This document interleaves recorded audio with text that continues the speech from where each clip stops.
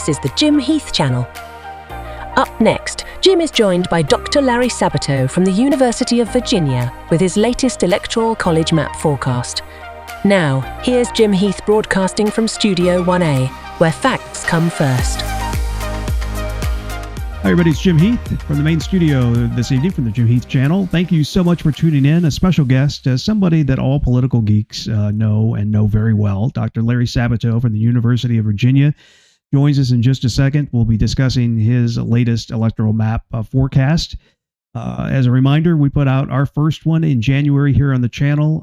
You can click that link somewhere up there and go to that if you want to review that before we get into Larry's map. Remember, I mean, this all has to be put in perspective that we are still way out. I mean, the election could be a million years away, the way things unfold normally during an election year. So there is still a lot that is going to happen that will redefine this campaign between Joe Biden and Donald Trump. National polls, just as a reminder, we never really talk about them here on the channel in the presidential election because the popular vote doesn't really matter. And so our polling information that we make reference to are not national polls, but they're specific to states that are considered battleground states. So without any further ado, let's head to Virginia, a beautiful day in Virginia, and check in with Dr. Larry Sabato. Larry, good to see you. Nice to see you too, Jim. You know what? I started back in high school. I was a political geek, and I remember my first electoral college map that I paid attention to was 1984. Could you just explain to everybody right at the top here why in 2024, 40 years later, we are not going to see the same type of electoral college map that we saw for Ronald Reagan back then? What happened? Yeah, good question. In my lifetime, we had landslides, well, two of them for Eisenhower, but the biggest for Lyndon Johnson in 64, then Richard Nixon in 72, and then Ronald Reagan in 1984, and semi-landslide for George H.W. Bush in 88. And that pretty much has been it. And the reason is because increasingly over the past 4 or 5 decades, we have seen a polarization of parties and partisan identity. And it is much more difficult today to get people to ticket split, to change sides. If they're a Democrat, to try and get them to vote Republican and the reverse. Frequently in the 60s and particularly the 70s, most voters would vote for some Democrats and some Republicans on the same ballot. Today, I would say a large majority, easily 80, 85%, maybe it's higher than that, will start at the top of their ballot and they will stay in the same party column all the way to the bottom, from the White House to the courthouse. So it is about the ideological polarization of the parties, which has produced partisan polarization so that your party is part of your core. It's at your core. And everything that comes into you about politics comes through that prism. Yeah, I just wanted to put that at the top because so often on these videos that I put on the channel, there's always comments that, well, that's how the map's going to look this year. In particular, I've got Peter Jennings and David Brinkley doing the call, all of the states from 1984. And a lot of the comments are, well, that's the way the map's going to look this year, one way or the other. Like, no, that is not how the map is going to look. So your map, ours are different just a little bit. But your map right now, you have President Biden at 260 electoral votes. You have Donald Trump at 235. You have what I call the big 4 states on your map that are completely undecided at this point. They add up to 43 electoral votes. So even though on your map, Joe Biden is 10 electoral votes away, in theory, if Trump runs the table and takes your 4 undecided states, he wins with 278 electoral votes. So both of these candidates are within the margin of error. They absolutely are, at least starting out. You never know in which direction a campaign is going to go, although I think we've long exceeded that era of landslides. So it will be, relatively close in historical terms, no matter what happens during the campaign. But Nevada, Arizona, Georgia, and Wisconsin are the big 4 in our opinion. But right below them, few degrees below them. Pennsylvania, Michigan, in fact, especially after what's happened in the Middle East and the reaction domestically.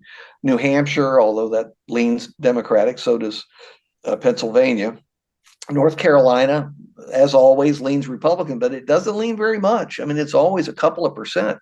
So you have to be aware that states that you have come to believe are in one party's column can switch as long as they're competitive and they're within 3, 4, 5 points. You can see a switch if there's a strong trend in the fall. We're not there yet, so I don't know. My map from last month, I agree with you completely on Georgia, Arizona, Wisconsin, and I have Nevada as number 6, but my top 5 include Pennsylvania and Michigan. I agree with you that I think as it looks right now, all indicators are that Biden is going to have an easier time in Pennsylvania. So I want to really dig deep into Michigan because I still haven't read, just based on the data that we're seeing right now. My gut intuition is that the coalition that supported Biden in 2020 will be back again, but it's, that's just a kind of a gut intuition because there are indications that the Muslim community, which is so important, is not with him right now, and he's got to energize that college support that is not with him right now. I mean, Michigan, can we agree? Michigan might be the biggest one, at least, that's completely up in the air right now. Yes, that would be my choice. I saw an analysis recently, national analysis by a very good person working with others, saying the state that really matters, the state that will be the fulcrum that determines the election, is Pennsylvania. No, I don't really think so this year. I'm with you on that. If anybody has an edge there, it would be Biden. And if Biden has a special edge anywhere other than Delaware, it would be Pennsylvania. Agreed. So yes, Michigan, I think, is a place where Democrats are going to have to work every single day to pull it back by a small margin, if they can. Some of this depends on the progress or lack of progress in the Middle East. If this war is still going on in the fall, and who would bet against that? Given the figures involved, the people involved, that's going to be even tougher for Biden to carry, and he has to worry about losing Michigan and then ending up losing the ones that are really, really close. The Nevada, Arizona, Georgia, Wisconsin quartet. Mm-hmm. Yeah, then he's done. The regular factors that we've looked at in every election cycle for so long, the economy is always at the top of that list.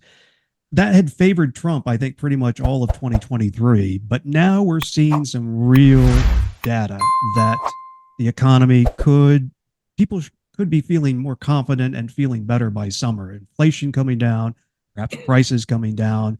Unemployment's at a record low. Interest rates could be cut once or twice before we get to November. Biden has to sell that and connect himself to it, which he's not done a very good job, and Democrats haven't done a very good job, in my opinion. However, the economy is always the ace in the hand, and that could go Biden's way and help him in states like Michigan.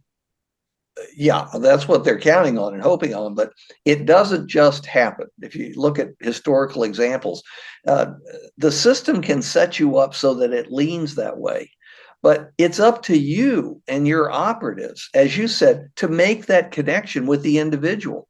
And it's tougher when you have, food prices with cumulative inflation that makes many people spend double what they were spending 4 years ago to get essentially the same goods, or to modify their diet so that they're eating less well than they once were.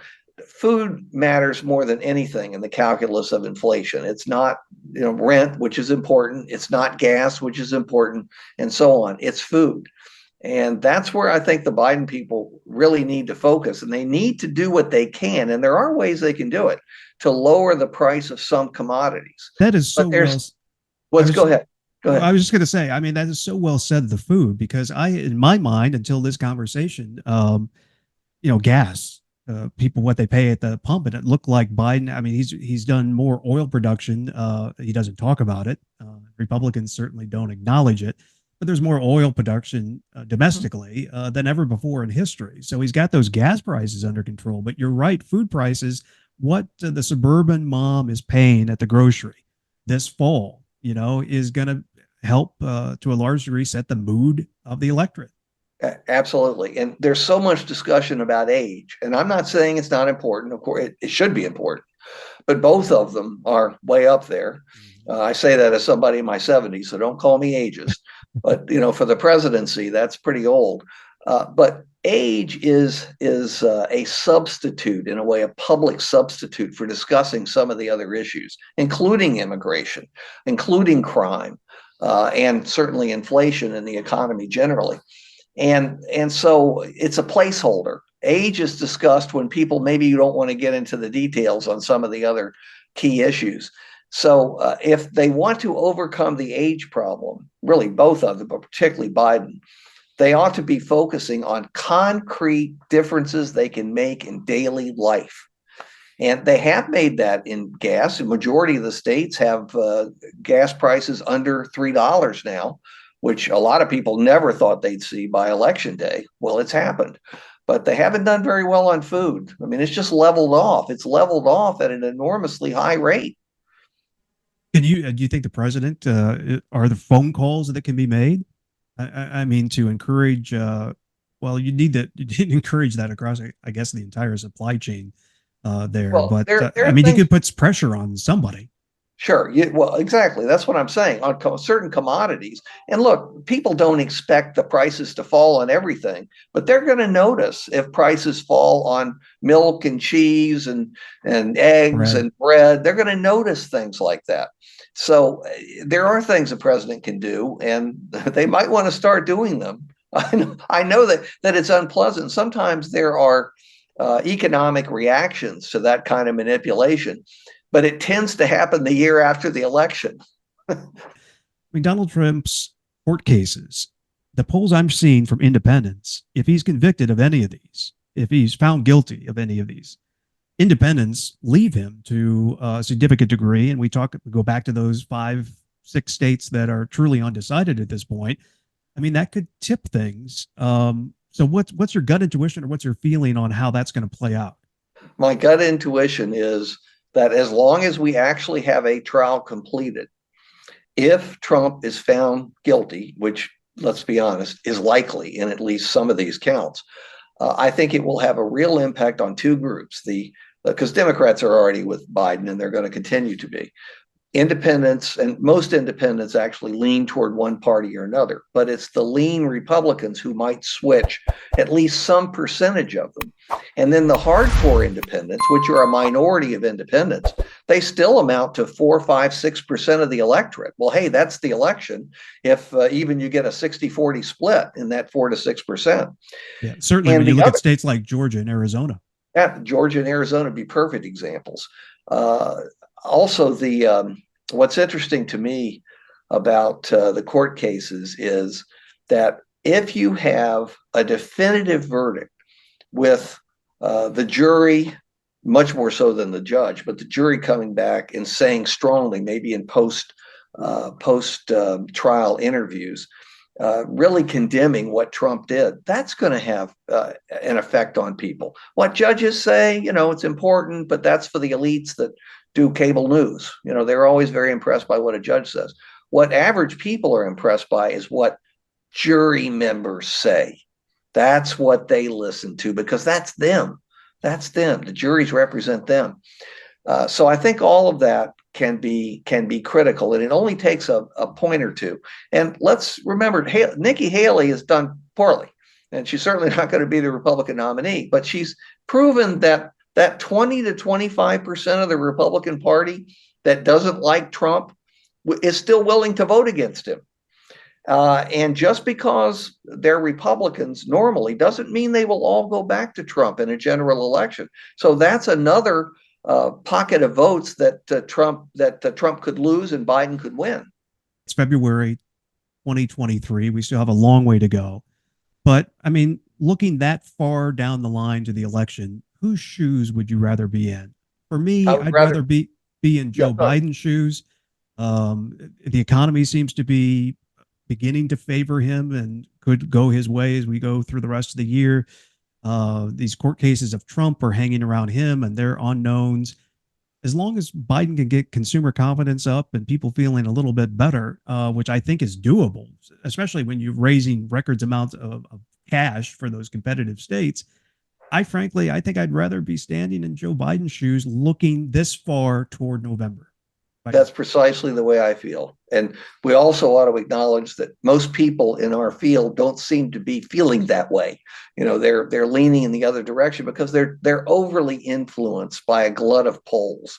And they say, oh, woe is Joe Biden. He can't possibly come back. Now, it's ridiculous. Of course, he can, despite everything, because there's more despite everything for Trump, and it's deadlier.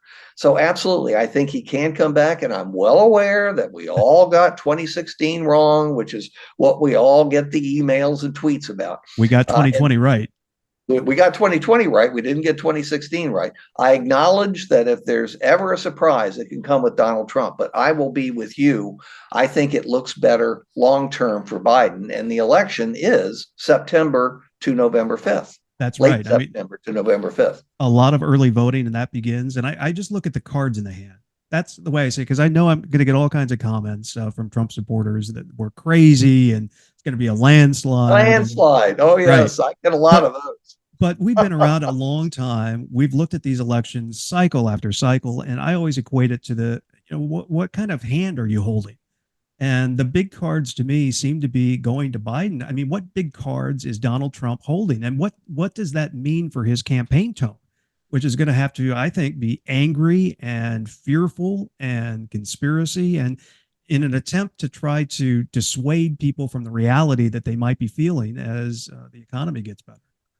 Look, Trump is angry when things are going well for him. True. So, of course, he's going to be off the wall and, through the building throughout this campaign. And he's not going to like the way the polls may start shifting in mid to late summer. That if it happens, that's when it's going to happen. It's not going to happen in spring. People, first of all, are sick of politics. They really have had enough over the last 7 or 8 years. It's just been intense.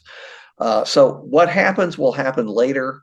And of course, the trials, one in particular, I think, as long as Trump is found guilty, that's going to make a big difference for Biden and against Trump. So, loads of things can happen that we can't imagine. And who knows what's going to happen in the Middle East. And God forbid that we should be involved in it with troops. So there are lots of factors that could change this. But right now, I think more of the key factors are shifting to Biden's direction than to Trump's.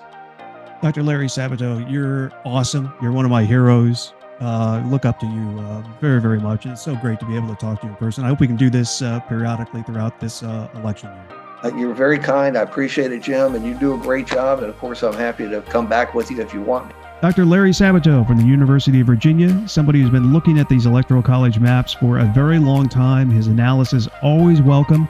His point of view always welcome. If you have a differing point of view from Larry or myself, just leave it in the comments down below. Look, this is an open discussion. We're all looking at the same data, and we might interpret it differently. And there's nothing wrong with that, particularly this far out from an election to disagree on what we sense is happening. Just our views. You have your views, and let's put them together and see what we come up with. If you haven't subscribed to the Jim Heath channel yet, please do so. It helps us out a lot. Like the videos, and if you're feeling generous, leave a little thanks down below. Thank you so much for joining us. We'll see you back again as we continue to cover election 2024 right here on the Jim Heath channel. Take care. See ya. Thank you for watching. Dr. Larry Sabato's appearance was made possible by Zoom. Please be sure to like the video, subscribe to the channel, and give thanks by clicking the button below, if you can. You're watching the Jim Heath channel, where facts come first.